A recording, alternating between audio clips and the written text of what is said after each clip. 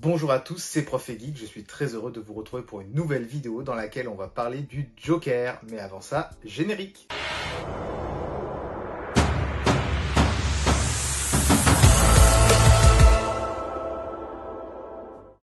Le Joker, le plus grand ennemi de Batman, qui est à l'honneur, entre guillemets, dans le film Joker Folie à deux, qui est actuellement au cinéma au moment où je tourne. Alors je sais pas s'il le sera encore quand la vidéo sortira, on verra ça. Alors je suis toujours pas allé le voir, mais les critiques sont apparemment très négatives.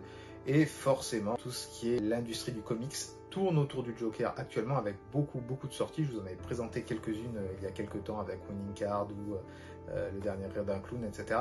Mais il n'y a pas eu que le comics, il y a eu également du manga, puisqu'est sorti One Operation Joker, un manga sur le Joker. Alors, je vous avoue que j'en avais clairement pas entendu parler, il a fallu que je fasse un live avec les copains All Geekman, Comics Noob, etc. pour qu'on me dise que ça allait sortir. Du coup, je me suis renseigné, et effectivement, vous avez un Joker qui est avec un bébé Batman. Alors, comment est-ce que ça arrive, vous allez me dire? Eh bien, tout simplement, le Joker et Batman s'affrontent dans une usine de produits chimiques, tiens, comme par hasard, et cette fois-ci, c'est Batman qui tombe dans la cuve, et en fait, Batman devient un bébé, parce que c'est vraiment Batman le bébé.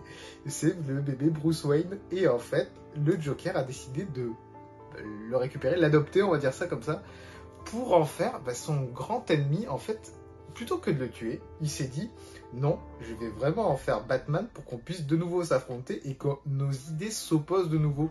Parce que l'un ne peut pas vivre sans l'autre, en fait. Donc c'est juste hallucinant. L'idée de base, c'est juste n'importe quoi. Mais ça pouvait être pas mal. Mais après, il y a la lecture. Alors, on est clairement sur le Joker de Joaquin Phoenix, puisque c'est un Joker qui se maquille. Il n'est pas tombé dans la cuve des produits chimiques avec l'acide qui a brûlé la peau, comme on a pu le voir avec Keaton, par exemple, dans le film de Burton. On voit clairement le Joker monter l'escalier qui fait écho au film de Phoenix, hein, le premier Joker, où il le montait au tout début et le descendait, révélé un Joker. Alors, que dire sur cette lecture? Je l'ai pris pour le fun, c'était vraiment pour le fun. C'est pas oufissime, c'est le Joker qui est devenu nounou, et il sait pas gérer un bébé, donc il sait pas quoi faire. Alors il y a quelques passages un peu marrants, mais sinon on se demande en fait, qu'est-ce que c'est que cette histoire? Il se passe pas grand chose, où en fait le Joker essaie de trouver de quoi nourrir le bébé, de quoi le changer. Et en fait, il veut le mettre en garderie. Et en fait, il y a un petit écho sur la galère des parents pour garder leurs enfants, les nourrir, etc. Et en fait, pourquoi avoir mis Batman et le Joker dans cette tranche de vie? Ça n'a aucun intérêt. On voit quelques personnages comme Harley Quinn ou comment il s'appelle, Frost, je crois. Ouais, c'est ça, Johnny Frost, qu'on avait trouvé dans le Joker d'Azzarello. Alors, il y a du coup quelques liens avec l'histoire de Batman et l'histoire du Joker et l'univers de DC, mais ça se limite à ça, hein. Franchement, on est dans une Gotham, mais bon, ça pourrait être une ville japonaise, ça pourrait être une ville d'ailleurs, ça n'a pas d'intérêt du tout. On voit du coup que Bruce Wayne a disparu forcément, et du coup le Joker se dit, je vais appeler le bébé Bruce, mais sans se rendre compte que c'était lui en fait. Donc c'est assez lunaire comme lecture, j'ai envie de vous dire. Alors, c'est un tome 1, hein, c'est pas un tome unique, il va y en avoir d'autres.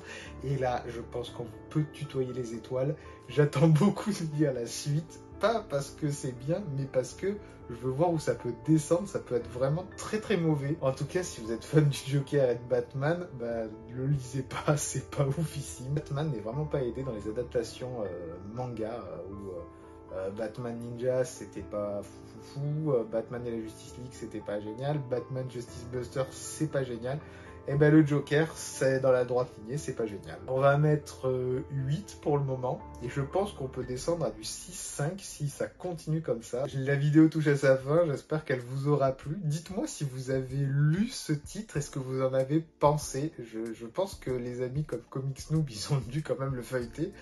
Et je pense que tout le monde est d'accord pour dire que c'est pas foufou, mais s'il y en a qui ont aimé, dites-moi pourquoi. Peut-être que je suis passé à côté de quelque chose, ou que alors il va y avoir dans la suite, ça sera vraiment bien mieux. En tout cas, je l'espère. En tout cas, je remercie tous ceux qui s'abonnent à la chaîne, mettent des likes, partagent, font vivre la chaîne avec les différentes vidéos et les relaient sur le réseau. Ça me donne un petit peu de pub. On est bientôt 1000 sur la chaîne, c'est juste dingue. J'espère qu'on y arrivera bientôt, peut-être avant la fin de l'année 2024, ça serait vraiment top. Je remercie également Ezra qui m'a fait la miniature comme d'habitude. Elle fait un travail génial. Vous avez son Instagram qui est dans la description de la vidéo. C'était Prof et Geek, je suis très content d'avoir fait un petit bout de chemin avec vous dans ce multivers de la pop culture. On se retrouve très bientôt pour une prochaine vidéo. Ciao ciao.